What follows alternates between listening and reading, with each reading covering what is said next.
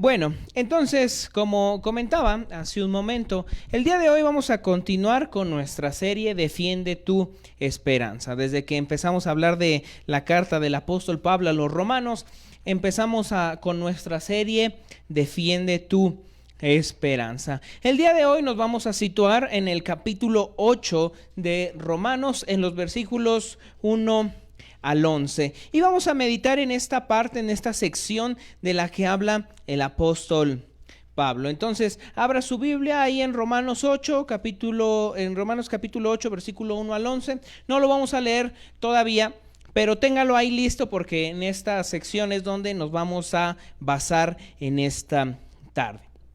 Y bueno, mientras usted lo busca, quiero comentar algo que va a tener que ver con lo que vamos a hablar. Y es que en la vida, siempre o comúnmente, nos encontramos con gente que es dedicada, con gente que es entregada a algo que hace, a algo que le gusta, a un trabajo, a un oficio.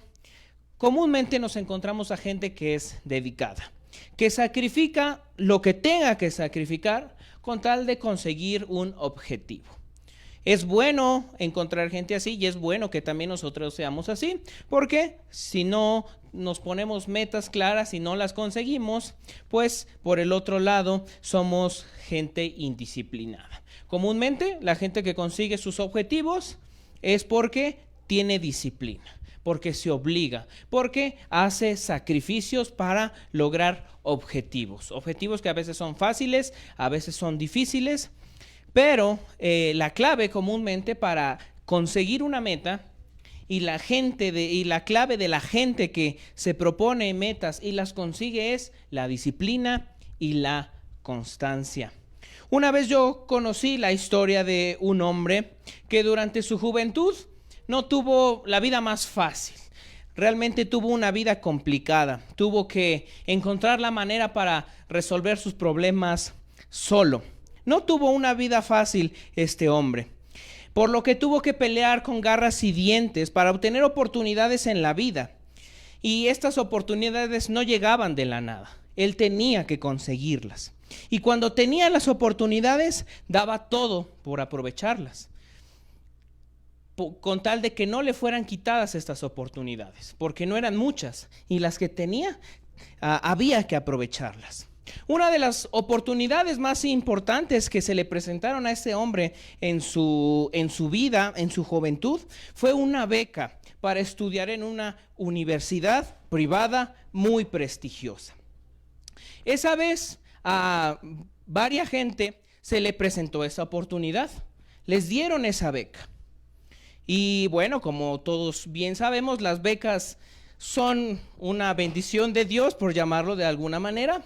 Pero por el otro lado, las becas son en algunos lados esclavizantes, porque hay que cumplir con varios requisitos. Algunos piden trabajo material, algunas piden promedios fijos, arriba de 8, arriba de 9, para conservar esas becas. Y bueno, este hombre tuvo que conseguir estos requisitos que no eran nada sencillos para mantener su beca durante toda la universidad. O sea que fueron varios años.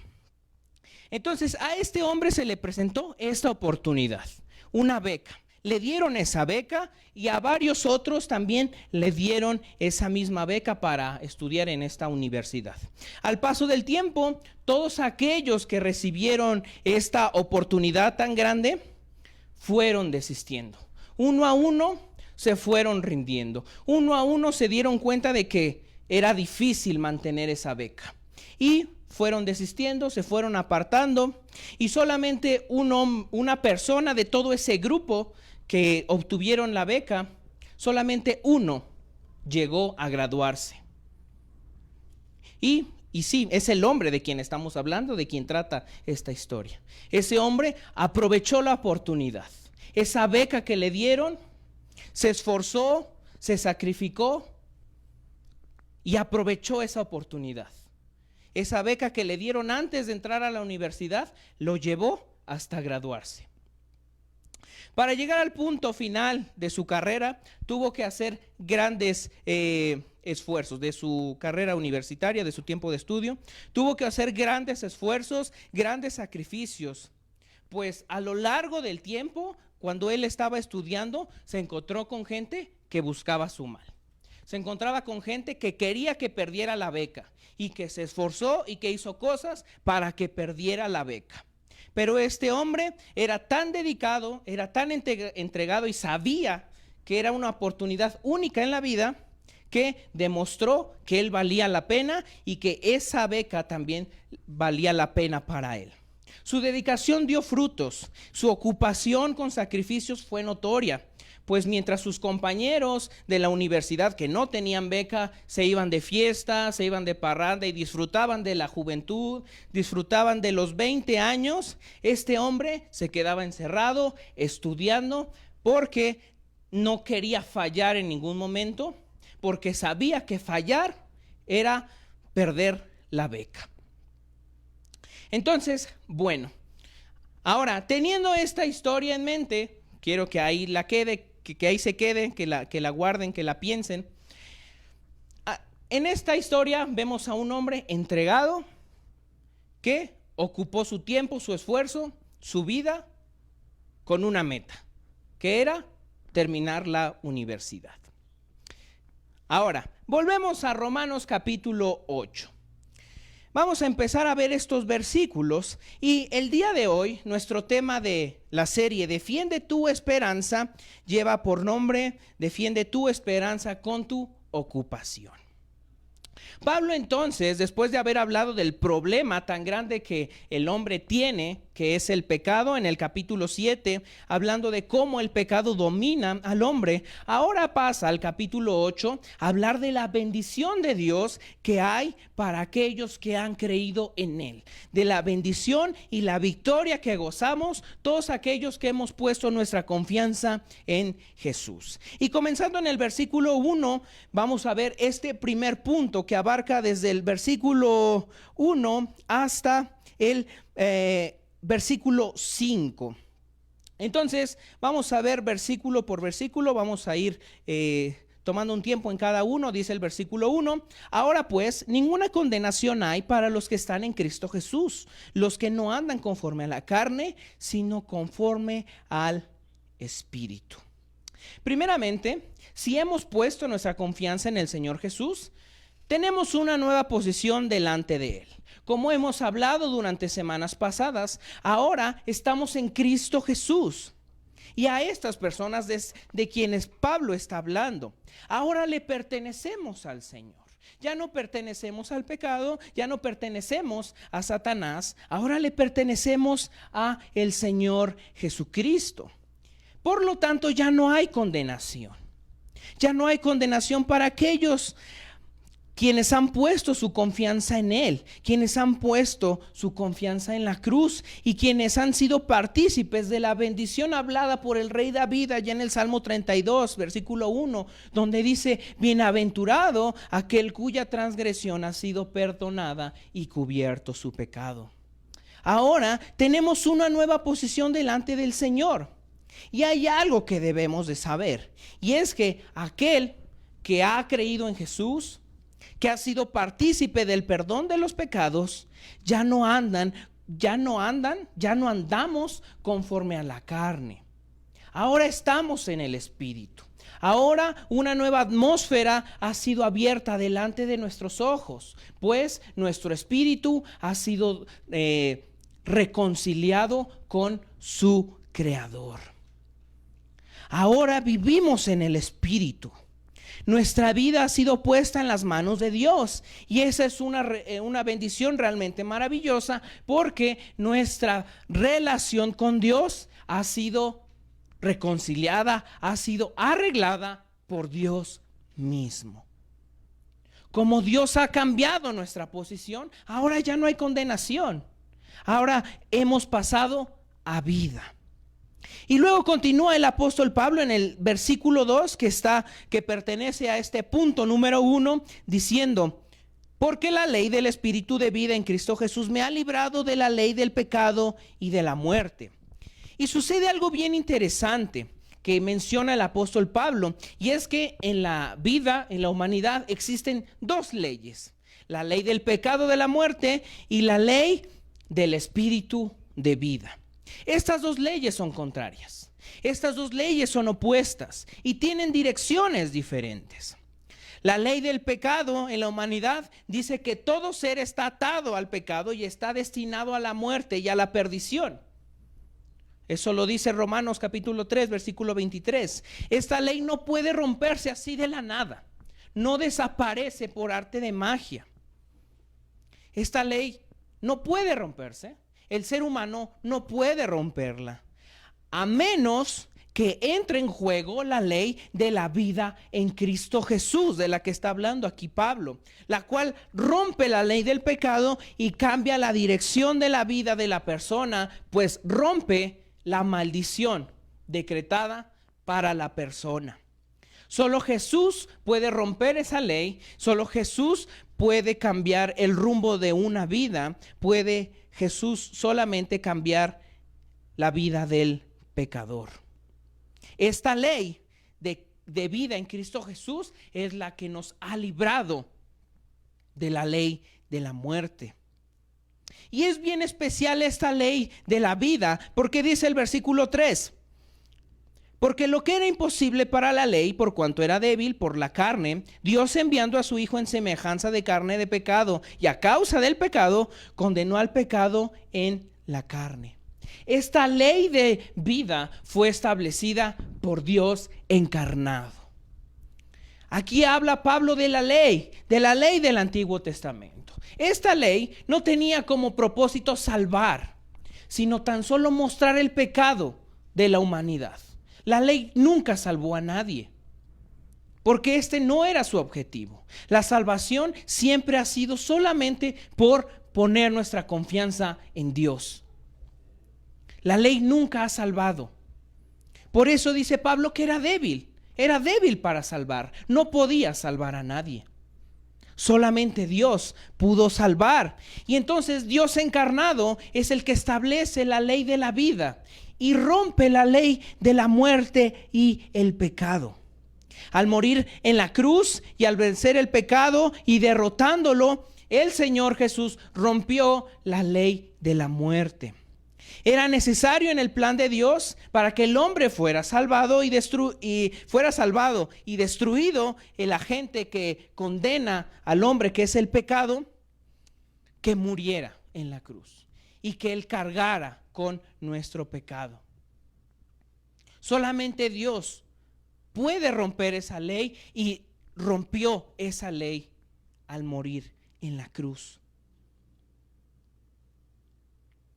Dice la parte final del versículo 3: enviando a su Hijo en semejanza de carne de pecado, y a causa del pecado condenó al pecado en la carne. Por causa del pecado de la humanidad, Jesús vino a esta tierra, se hizo carne, se hizo hombre, y estando en esa condición de hombre, condenó al pecado, porque el pecado tenía poder sobre todos los hombres, pero no tuvo poder sobre Jesús. Y es así como Él rompe esa ley. Dice el versículo 4: para que la justicia de la ley se cumpliese en nosotros, que no andamos conforme a la carne, sino conforme al Espíritu. Ese es el resultado de que el Señor Jesús rompa la ley de la muerte, que su justicia se cumple en nosotros, los que hemos puesto nuestra confianza en su sacrificio. Después, entonces, para todos aquellos que hemos confiado en Jesús, que hemos confiado en su sacrificio, la justicia vivida y conseguida por el Señor Jesucristo nos es dada a nosotros y es contada como si fuera nuestra. Pues el que ha puesto su confianza en Jesús ya no vive en la carne. Y Pablo lo da por sentado. Ya no vivimos por la carne, ya no vivimos en la carne, sino ahora vivimos en el Espíritu. Y así es como ya no hay condenación, pues Jesús tomó esa condenación que era nuestra y la hizo suya. mientras que a nosotros nos da su justicia y cambia nuestra posición delante de Dios. Lleva en nosotros, en los que ponemos nuestra confianza en Él, el intercambio de lugares. Entonces, hay una bendición muy grande para aquellos que han puesto su confianza en Él. Estos hombres, nosotros, si usted ha puesto su confianza en Jesús, dice Pablo, ya no vivimos en la carne. Lo da por sentado. Y ahora pasa al versículo 5, nuestro punto número 2, y vemos que, mientras que por un lado hay bendición para los que han creído, existe una maldición para los que no. Dice el versículo 5, porque los que son de la carne piensan en las cosas de la carne, pero los que son del Espíritu en las cosas del Espíritu. No todas las personas han pasado de muerte a vida. No todas las personas confían en Jesús. No todas las personas viven en el Espíritu, sino en la carne. Y mientras que los que viven en el Espíritu se ocupan de las cosas espirituales, los de la carne, dice Pablo, se ocupan de las cosas de la carne. Solo hay de dos sopas, como decimos comúnmente. Solo hay una de dos. Solo podemos estar en un grupo. O vivimos en el Espíritu o vivimos en la carne. El asunto aquí es que Pablo dice que el cristiano, que el que cree en Jesús, vive en el Espíritu, no vive en la carne. Hay maldición para los que se ocupan solo de la carne. Dice el versículo 6, porque el ocuparse de la carne es muerte, pero el ocuparse del Espíritu es vida y paz. ¿Qué es vivir en la carne? Esto es un punto importante. Es obedecer de manera plena y dedicada a los impulsos pecaminosos del corazón. Recordamos las palabras del Señor Jesús cuando dice que del corazón es de donde salen toda clase de pecado.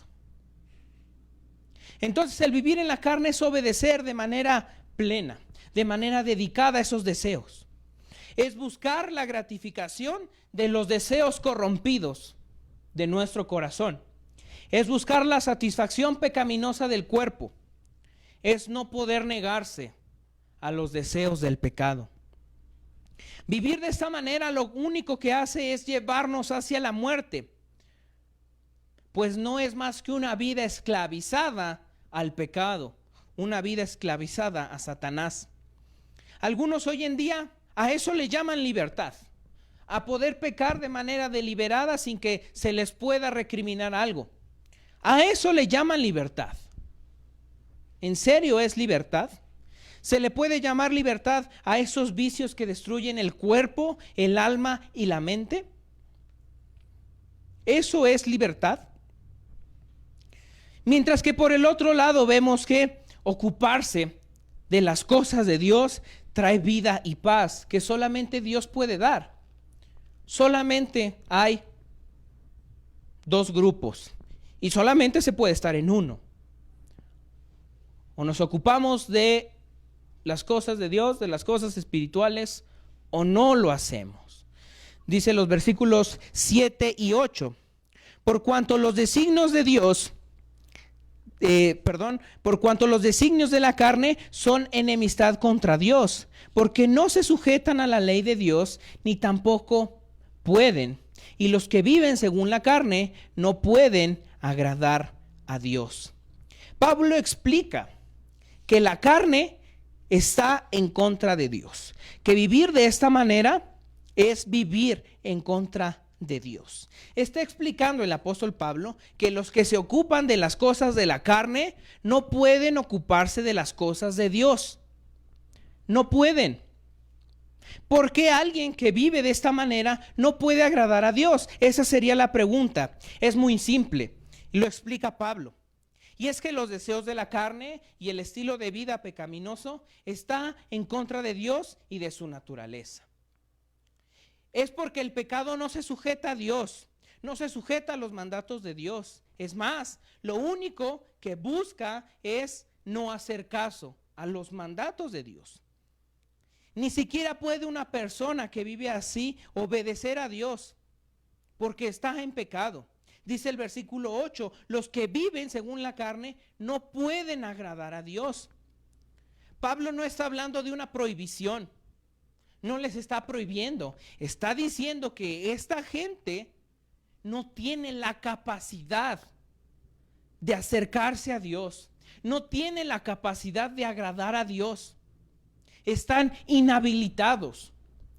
Esa función no está dentro de ellos, porque esa función, esa característica solamente es dada por Dios. El don de la fe es dado por Dios. Porque por el otro lado conocemos aquel pasaje que dice que sin fe es imposible agradar a Dios. Quien da esa fe es Dios mismo.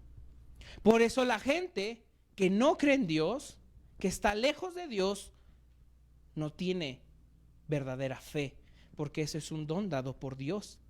Esta gente no tiene la capacidad de agradar a Dios. Están inhabilitados.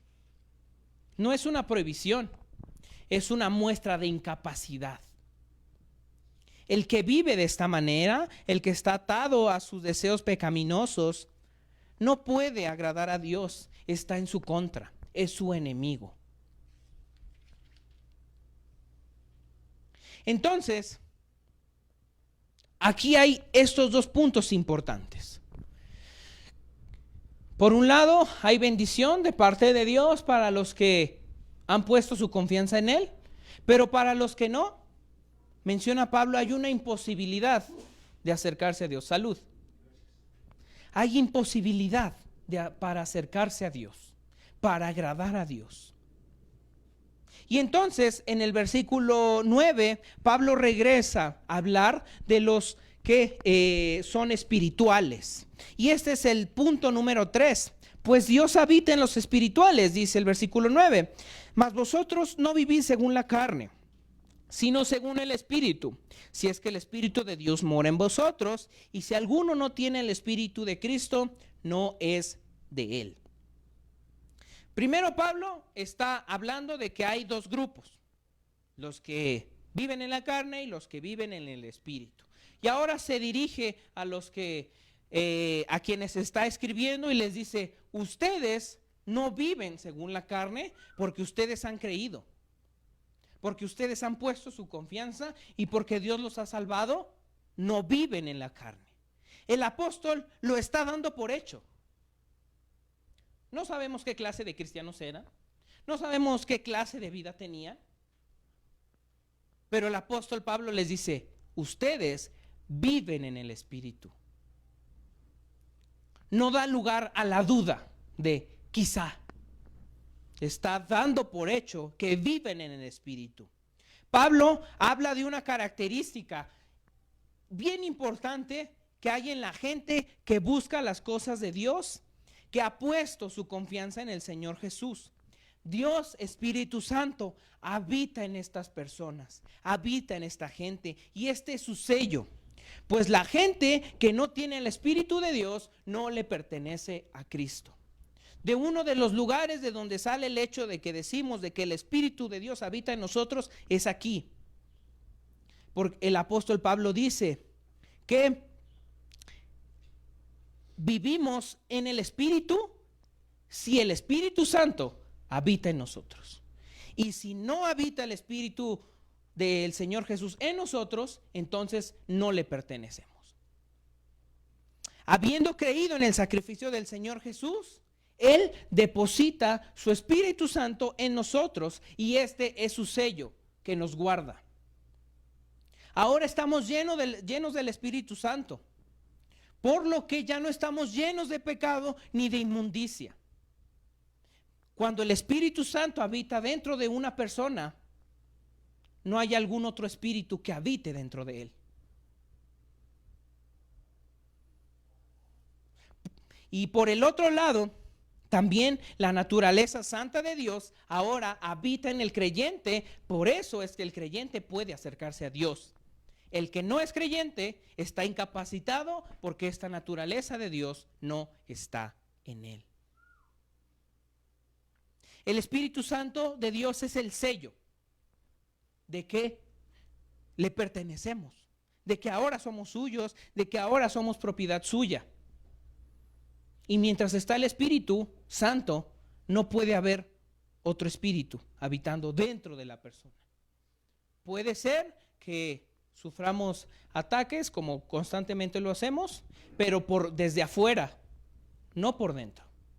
Un verdadero creyente en ese sentido no puede ser poseído, porque el Espíritu Santo de Dios habita en él. Y luego pasa al versículo 10, diciendo, continuando este asunto. Y dice, pero si Cristo está en vosotros, el cuerpo en verdad está muerto a causa del pecado, mas el Espíritu vive a causa de la justicia. Entonces, si le pertenecemos a Cristo, si el Espíritu Santo habita dentro de nosotros, aunque nuestro cuerpo está destinado a la muerte por causa del pecado y la maldición que viene junto al pecado, tenemos la bendición de que a causa de la justicia del Señor y del intercambio de lugares que hubo en la cruz, ahora somos contados como justos y tenemos una promesa de vida. Este cuerpo, como dice aquí el apóstol, está muerto a causa del pecado. Es cierto. Pero hay una promesa de que el Espíritu vive a causa de la justicia del Señor, que es contada como si fuera nuestra.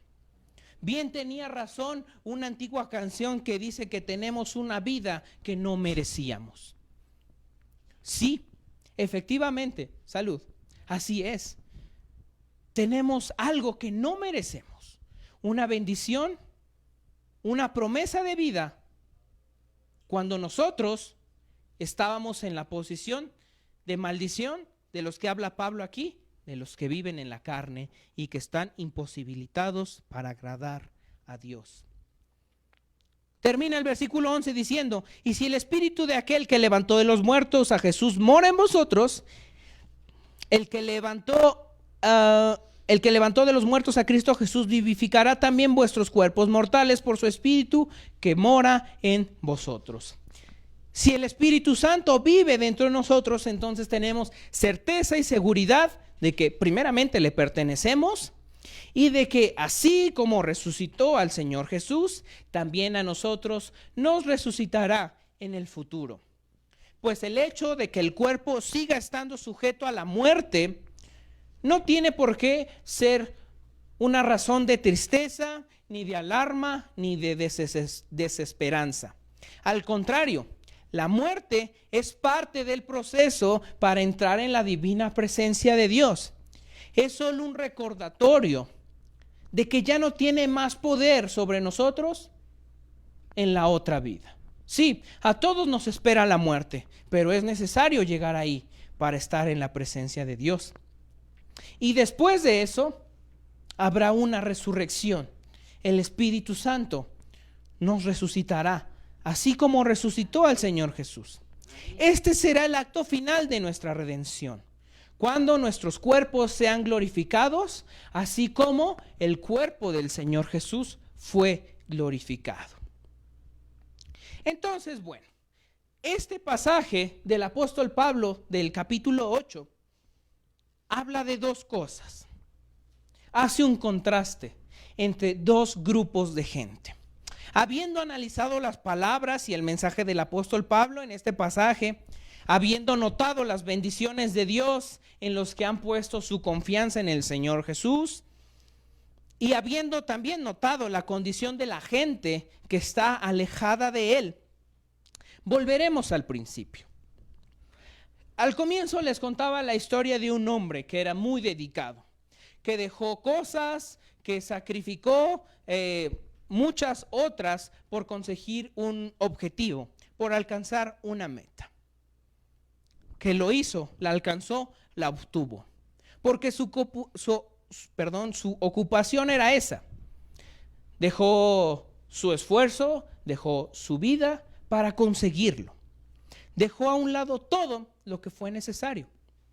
Este es nuestro punto central. Solo podemos pertenecer a un grupo de los que se ocupan de las cosas de la carne o de los que se ocupan de las cosas de Dios? Es aquí donde viene el cuestionamiento para nosotros. ¿En qué cosas pensamos más? ¿En las cosas de Dios o en las cosas de la tierra? ¿En qué nos ocupamos más? ¿En las cosas de Dios o en nuestros deseos banales? ¿Realmente vivimos el hecho de que la voluntad de Dios es mejor que nuestros deseos? Es interesante notar que el apóstol Pablo habla de una declaración general y consistente establecida en la vida del cristiano. Si uno ha creído verdaderamente en Cristo, entonces se ocupa de las cosas de Dios. Lo da por hecho. No da lugar a las dudas.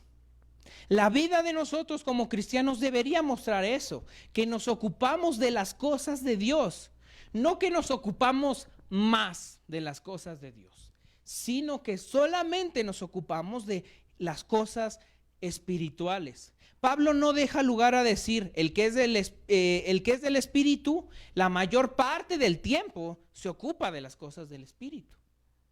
Pablo no da lugar a esa duda, a ese intermedio de se ocupa más,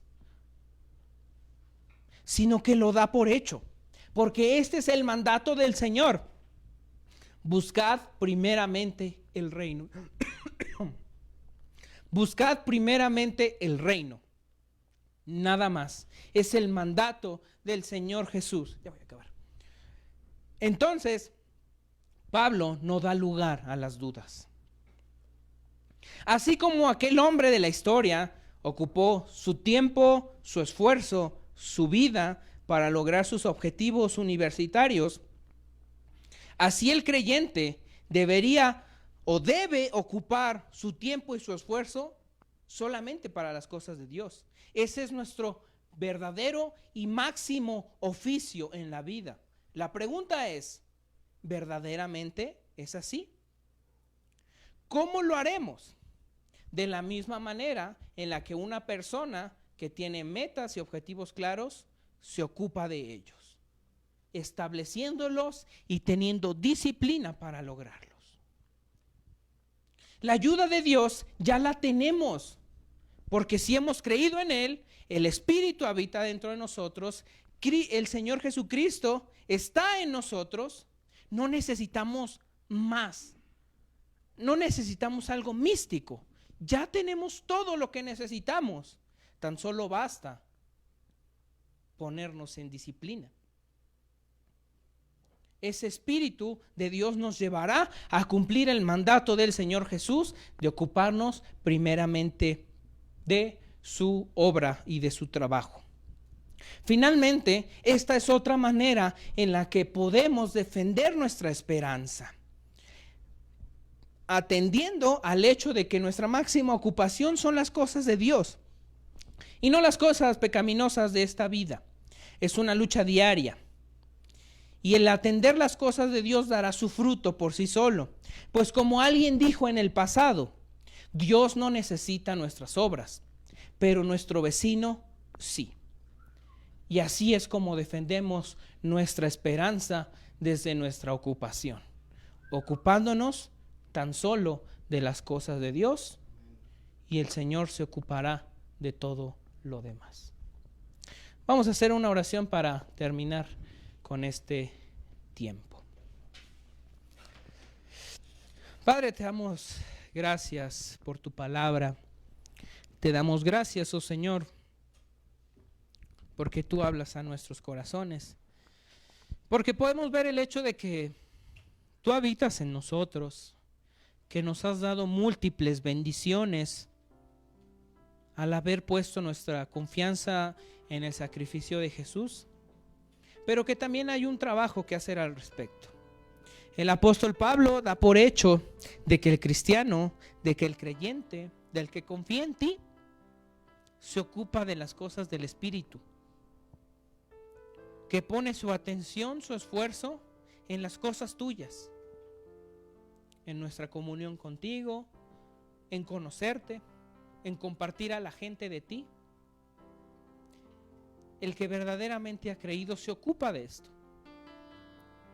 Y si podemos ocuparnos de esto, podemos notar que es por el hecho de que tú habitas en nosotros, de que verdaderamente te pertenecemos, porque por el contrario, no podríamos hacerlo, porque la gente que te ha dado la espalda está inhabilitada, no tiene la capacidad de agradarte ni de ocuparse de las cosas tuyas. Gracias, Señor, por el testimonio que tú nos das de que te pertenecemos. Perdónanos si no hemos hecho, si no nos hemos ocupado de las cosas de la manera en que deberíamos. Muéstranos, Señor, dónde tenemos que hacer cambios y ajustes para que plenamente nuestra vida demuestre que nos ocupamos solamente de las cosas tuyas, que preferimos amarte a ti antes que amarnos a nosotros mismos y a nuestros deseos pecaminosos, que deseamos amarte a ti antes que lo que nosotros queremos. Gracias, Señor, por tu palabra. Ayúdanos a ocuparnos tan solo de las cosas tuyas y a confiar en que tú, Señor, te ocuparás de lo demás. Gracias por este tiempo y gracias por tu palabra. En el nombre de nuestro Señor Jesús te agradecemos. Amén.